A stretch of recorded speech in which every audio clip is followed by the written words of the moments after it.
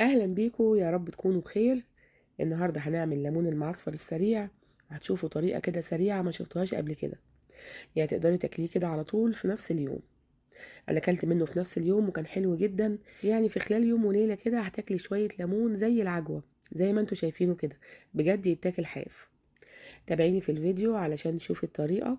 ويلا كده بسرعه اشتركي في القناه، ولايك وشير لو عجبك الفيديو. بجد مش شكله يفتح النفس. بجد النهارده الفيديو الجمال عدى الكلام. يلا بينا بقى نشوف الطريقة بتاعته سهلة جدا وسريعة ومش تاخد معاكي وقت خالص. في البداية كده أنا كان عندي شوية ليمون كده في التلاجة، يعني تقريبا كيلو.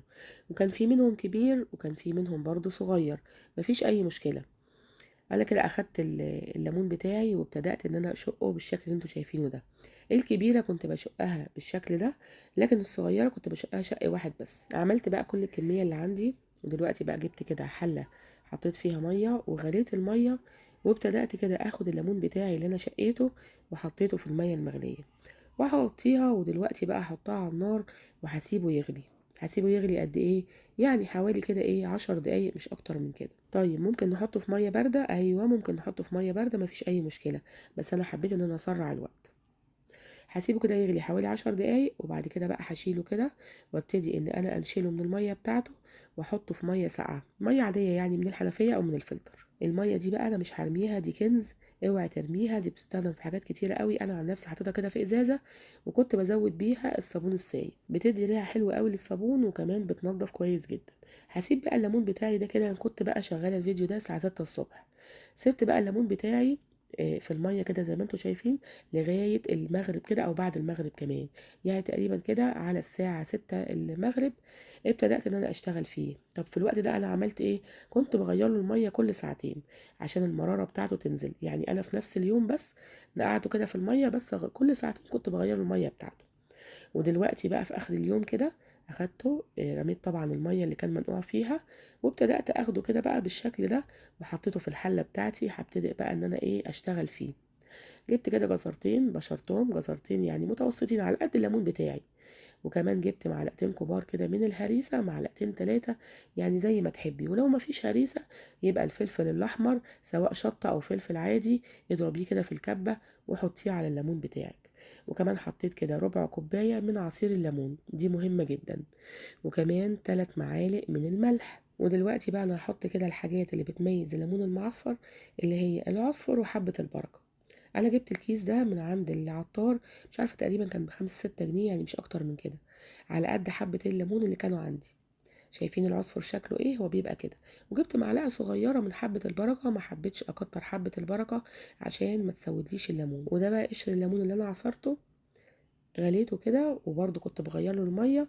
وهحطه مع الليمون واخليه برده هيبقى تحفه جدا، مش هتفرقيه خالص عن الليمون. دلوقتي بقى رفعت الحله بتاعتي على النار كده. واخر حاجه بقى زودتها كوبايه ميه كده كبيره. طبعا هي كميه صغيره، ممكن تعملي كميه كبيره لو انت عايزه. بس الطريقه دي يعني طريقه سريعه، ممكن تاكلي منه بقى تاني يوم. بيبقى تحفه جدا. غطيته كده بقى وسبته كده على الهادي بعد ما بدأ يغلي. انا وطيت النار كده على الهادي وسبته يغلي كده ويستوي كده مع الحاجات اللي انا حطيتها، عشان يشرب كده من العصفر والليمون وحبة البركة ويحيق من الملح والجزر كده اللي انا حطيته كده.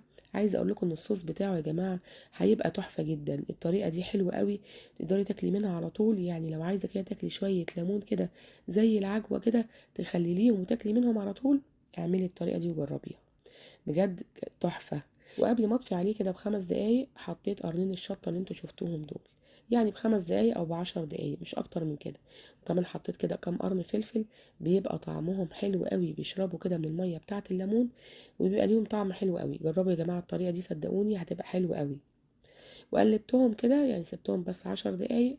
وبعد كده طفيت خلاص، الليمون بتاعي كده تمام. جبت بقى البرطمان بتاعي، عقمته كده ونشفته كويس جدا. وابتدأت احط فيه الليمون، كان بارد شوية. يعني ما تحاوليش تعبيه وهو سخن، لازم يكون برضو بارد شوية. ابتدأت بقى اعبيه بالشكل ده. شايفين بقى لون الشطة تفتح النفس، وكمان وحدات الفلفل ولا الليمون يا جماعة حاجة تفتح النفس. لو انت عايزة برضو تحطي كده قطع من الجزر او اي حاجة انت عايزة تخليها بتشرب من الليمون، وبيبقى طعمها حلو قوي. شايفين بقى شكله تحفة جدا. واتبقى برضو شوية كمان هحطهم في البرطمان التاني. يعني تقريبا كيلو الليمون كده يا جماعة. عايزة اقولكم ان هو عمل لي كده برطمانين حلوين قوي. وعايزة اغرف منه بقى شوية كده في طبق عشان تشوفوه بقى وتشوفوا الجمال والحلاوة. صدقوني انا في نفس اليوم اكلت منه، كان طعمه حلو جدا. ممكن حد يسألني يقولي طب انتي سلقتيه في الاول ليه؟ انا سلقته في الاول علشان اشيل المرارة بتاعته. يعني السلقة الاولانية دي بتنزل المرارة بتاعته. وبعد كده بقى ببتدي ان انا اضيف الاضافات وبحطها كده عليه، وبسيبه يستوي معاها كده على الهادي لغاية ما الليمون بتاعي يستوي ويبقى زي الزبدة زي ما انتوا شايفينه كده. شايفين بقى طريقته حلوة جدا وسهلة.